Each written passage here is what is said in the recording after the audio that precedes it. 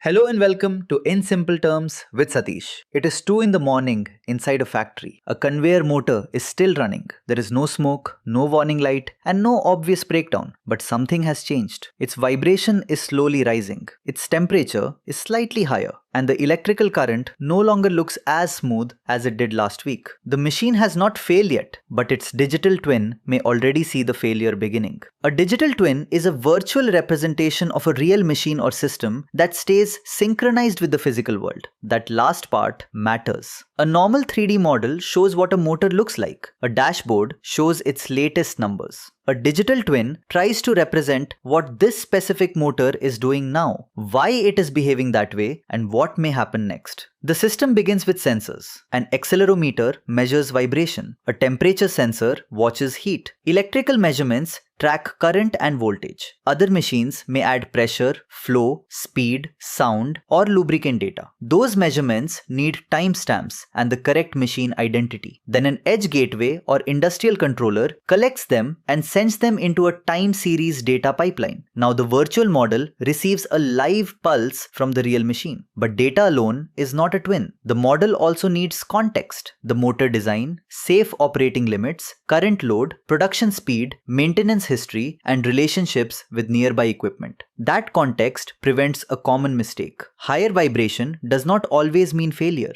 A machine running faster or carrying a heavier load may naturally vibrate more. The twin asks a better question. Is this behavior normal for this machine under these conditions? Imagine an illustrative example. At its usual load, a motor normally vibrates around 2 millimeters per second. Over several days, it rises to 3.2. Its temperature also climbs from 68 to 78 degrees Celsius. Neither number alone proves that a bearing will fail, but together, under the same load, they form a changing pattern. A physics model may estimate how friction and heat should behave. A machine learning model may compare the pattern with previous bearing failures. The difference between expected behavior and measured behavior is called a residual. When that residual keeps growing, the system can flag an anomaly. The next step is not simply saying the machine is broken. The useful output is a decision. Keep operating, inspect soon, reduce the load, or schedule maintenance before the next production run. Some systems also estimate remaining useful life. That might mean the bearing is likely to remain usable for days or weeks, not that it will fail at an exact minute. The estimate should include uncertainty. Then, the prediction enters the maintenance workflow. A work order is created, a technician checks the machine, the bearing is replaced, or the technician discovers that the sensor was loose. That result must return to the twin. Without repair outcomes and false alarm feedback, the model cannot learn whether its prediction was useful. This is why digital twins are becoming an important industrial topic. Samsung has announced plans to use digital twin simulations, AI agents, and predictive maintenance across its manufacturing operations.